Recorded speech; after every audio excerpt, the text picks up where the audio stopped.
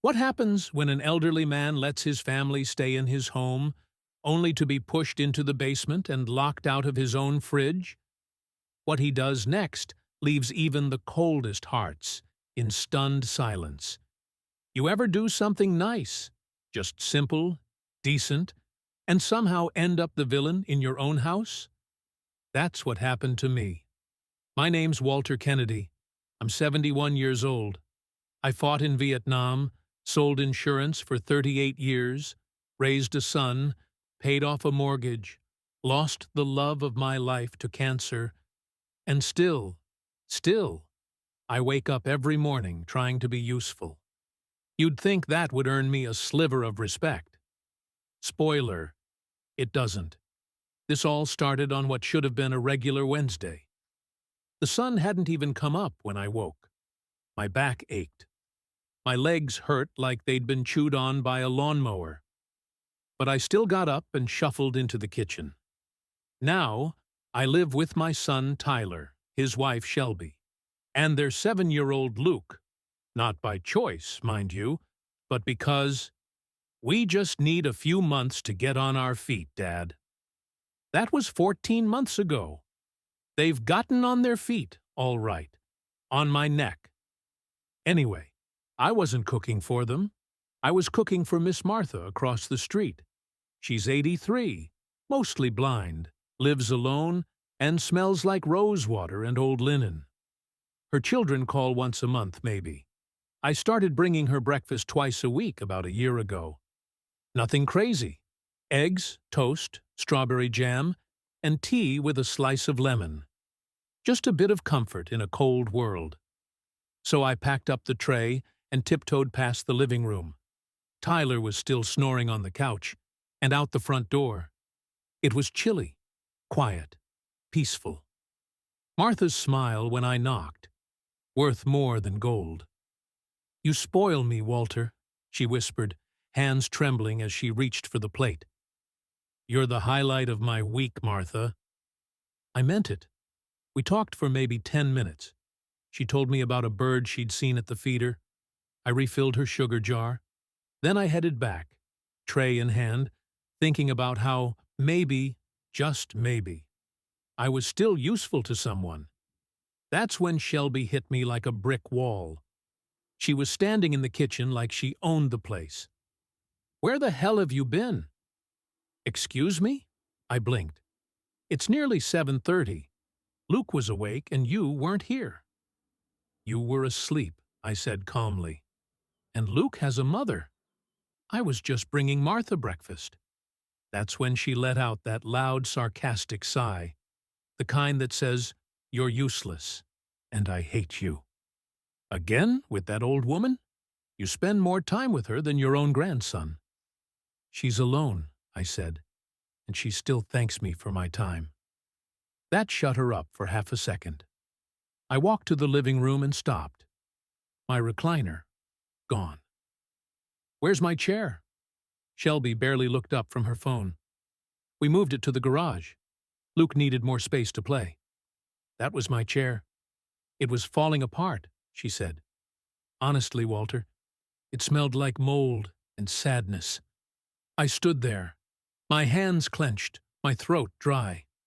That chair had been Nora's gift for our 25th anniversary.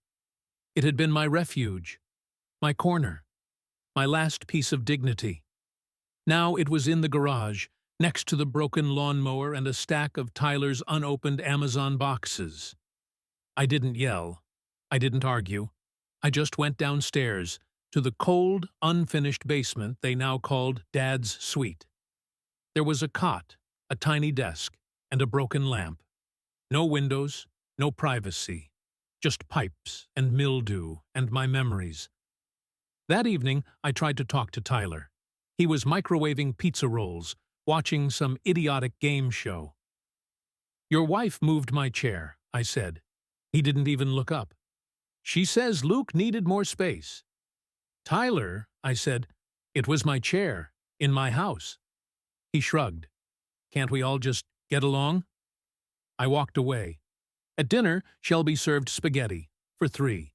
No plate for me, no fork, no seat. So I made a peanut butter sandwich and ate it on the basement steps like a raccoon. Later that night, I went to take a shower. Water helps my knees. I stood under the stream and let the heat work on the ache. Suddenly, bang! The door swung open. What the? Shelby stood there, furious. That's the second shower today. Are you trying to bankrupt us? I didn't know. You didn't know? Maybe if you weren't so selfish. That's what she said. Selfish. For washing myself. For existing. I toweled off, heart pounding, face hot with shame. Back in the basement, I sat in the dark. I didn't even turn the lamp on. Just sat. I felt like a ghost. Like I'd died, and nobody told me. And then came the final insult. The next morning, I found a sticky note on the fridge. Written in red ink. Walter, please limit showers to once a day. Water bill is already ridiculous. We're not made of money. That was it. No greeting. No dad. No please. Just an order. From the woman I let into my home. And Tyler? He didn't say a word. That evening, I went back to Martha's. She wasn't at the door. I rang again. Nothing. Later I found out she'd been taken to the hospital that morning. No one told me. I sat in the basement that night, feeling like a failure. Not a man, not a father, just a burden wearing slippers. I stared at an old photo on my desk, me, Nora, baby Tyler, and whispered, "What happened to us?" There was no answer, just silence. What happened next changed everything. You do not want to miss how this story turns. It only gets sharper, colder, and way more real. You know you're no longer wanted when the silence in your own home feels heavier than a shout. The day after the sticky note incident, that's what I call it now, I stayed in the basement until noon. Not out of spite, out of sheer exhaustion. The kind of tired that seeps into your bones and makes even blinking feel like a chore. No one came down. No one asked how I was. Not even Luke, who used to love my stories about growing up without Wi-Fi or streaming. I finally climbed upstairs because I smelled coffee. I thought, maybe, they made a cup for me. Spoiler alert, they didn't. What I found instead was Shelby sitting at my dining table. Well, what used to be my dining table, doing yoga stretches while talking to her friend Megan on speakerphone. And, honestly, it's like living with a ghost.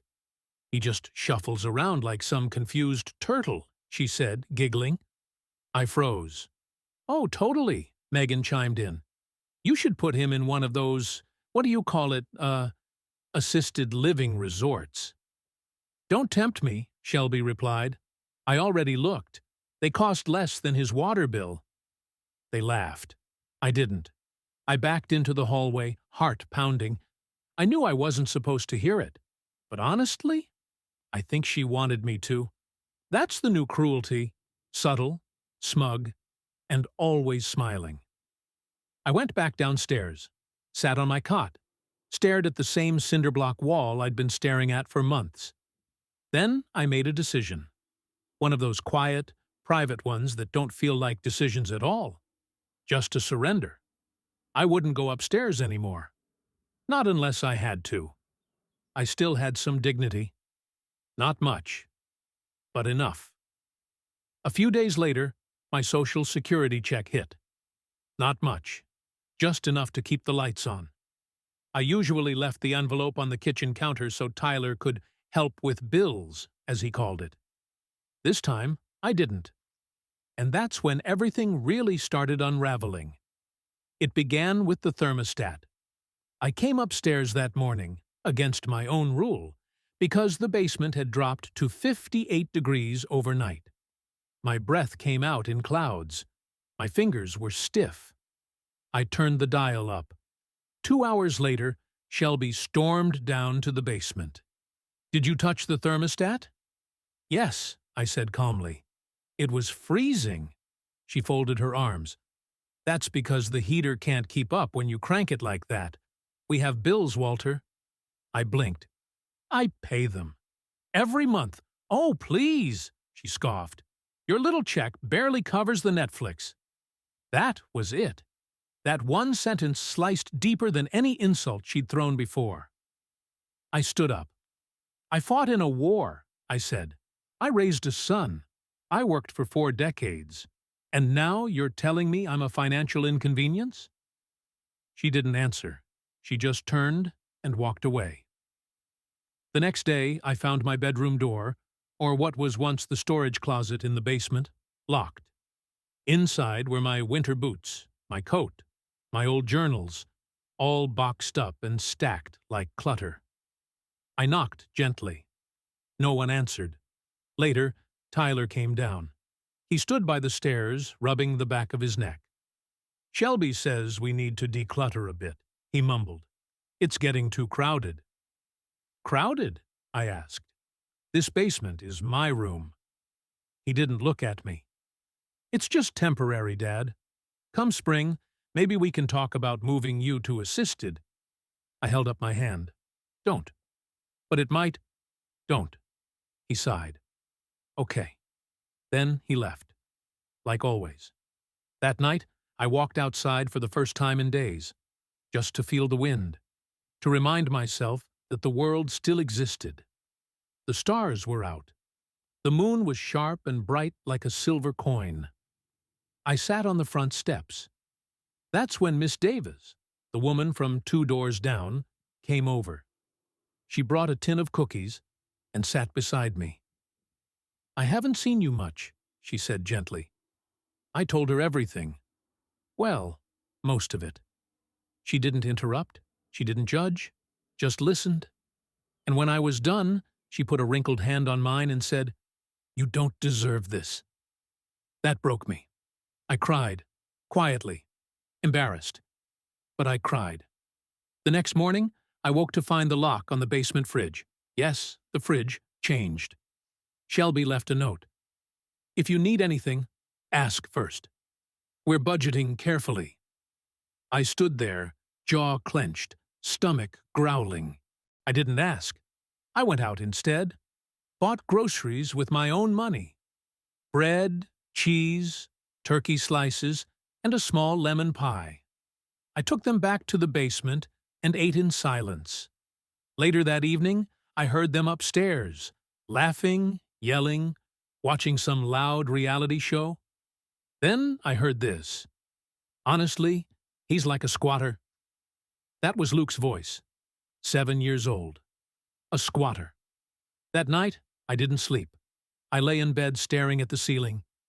And then I remembered something Nora once told me. If the world shuts its door on you, Walter, kick it back open. I sat up and smiled, for the first time in weeks, because something inside me shifted. The man in the basement wasn't dead. He was waiting to stand up, waiting to fight back. This is the turning point. Everything you've been waiting for, it's here. Don't miss how the story flips in Chapter 3. You'll want to see what happens when Walter finally decides to stop being silent. I always thought snapping would feel like fire, like heat boiling up from your chest until it explodes through your throat. Turns out, it's quieter than that. Much quieter. It's a long stare, a calm breath, a switch that flips. And once it's flipped, there's no turning back. It happened on a Tuesday. One of those days where the sky looks like a wet rag and time moves like glue. I was folding laundry in the basement, my laundry, when I noticed one of my old flannel shirts was missing. It's stupid, I know. One shirt. But it mattered. That shirt was from a fishing trip with Nora. She spilled grape soda on it and laughed so hard she snorted. I never washed out the stain. I wore it every fall. Gone. I went upstairs, politely, calmly, the way I used to walk into my boss's office after he forgot my bonus check. "Shelby," I asked, "have you seen my red flannel?" She didn't look up from her laptop. The ratty one with the hole in the sleeve? I nodded. She smirked. I tossed it. You're welcome. I felt my body go still. You tossed it? Relax. It was falling apart, and it smelled like dust and onions. I just stood there, still. That shirt, I said slowly, was my wife's favorite. Well, she's not here anymore, is she? She said, voice cold as the fridge door. And that was the moment. I turned and walked to the garage, dug through the trash, found it, balled up in a garbage bag with coffee grounds and eggshells. I held it like it was Nora's hand. Then I did something I never thought I'd do. I put the shirt on. Dust, onion smell, and all. Walked into the living room, still wearing it. Tyler looked up from his beer. Shelby stared. Dad, he started. No, I said, sharp and firm. You listen. I pointed to the chair, my chair, which was now being used as a Lego table. I'm reclaiming that chair, and the thermostat, and my name. Shelby stood up. Excuse me? You heard me, I said. I'm done being your free babysitter, your invisible wallet, your doormat in slippers. She scoffed. You're losing it. Maybe, I said. Or maybe I finally found it. I walked to the thermostat and turned it up. She lunged forward. Don't touch that. I looked her dead in the eye. This is my house. My name's on the deed. And guess what? I called the bank this morning. You know what I found out? She blinked. You've been forwarding my mail, my pension statements, my property tax notices.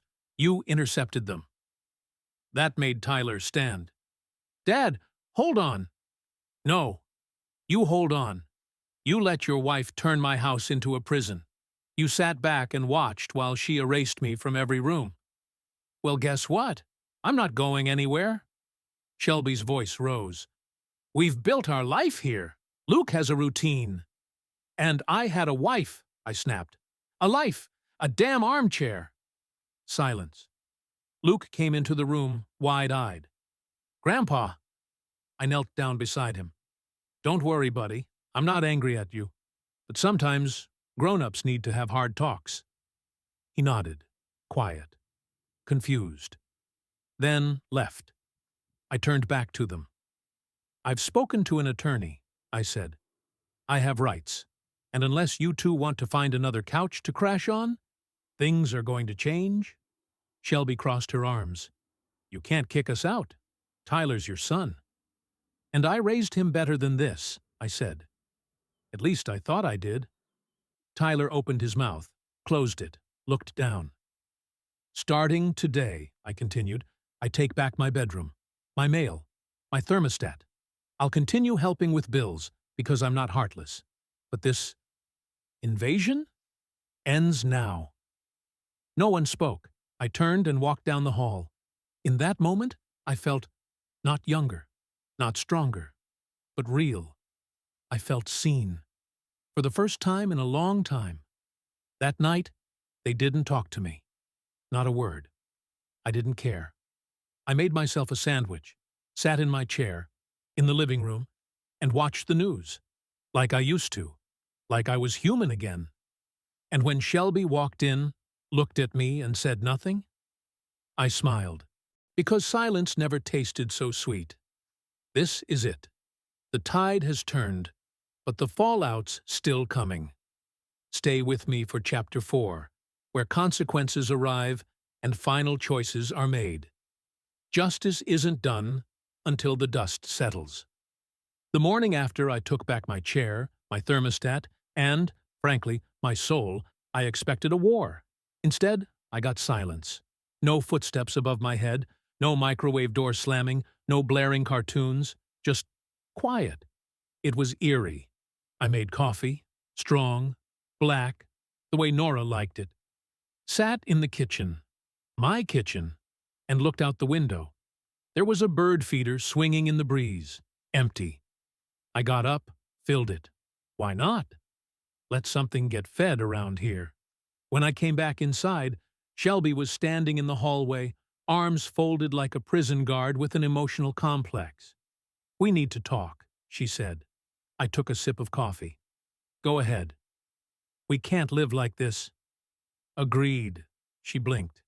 "Didn't expect that." "I spoke to Tyler," she continued, choosing her words like landmines. "We're going to look at other options. Places to stay?" I didn't smile. "Not yet." "That's wise," I said.